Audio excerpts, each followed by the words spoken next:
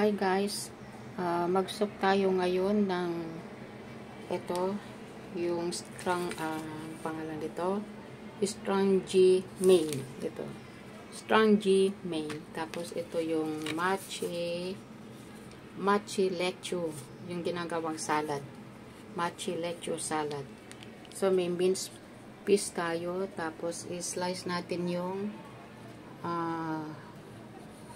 tofu, bean curd, with ginger. So, pag boil natin ng tubig guys, lagyan natin ng ginger, tapos chicken broth, tapos ganyan yung pag ano natin dito, saka natin ilagay-lagay na ganyan yan, beans piece.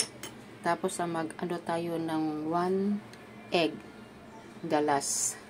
Paibabaw natin yung egg guys. So guys, nagboil na tayo ng tubig, meron din siyang chicken broth, saka yung ginger. Hinagyan ko ng dry dates.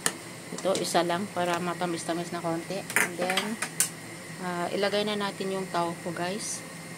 And then, isunod na natin yung minced piece. And then, the last ay yung mushroom and vegetable. So guys, ilalagay na natin yung gulay.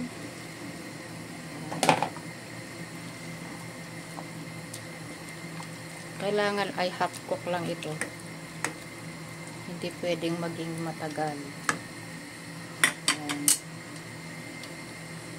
And then, lagyan na natin yung egg.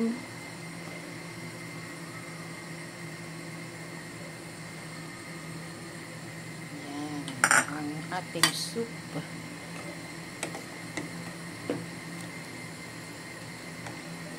Done na guys.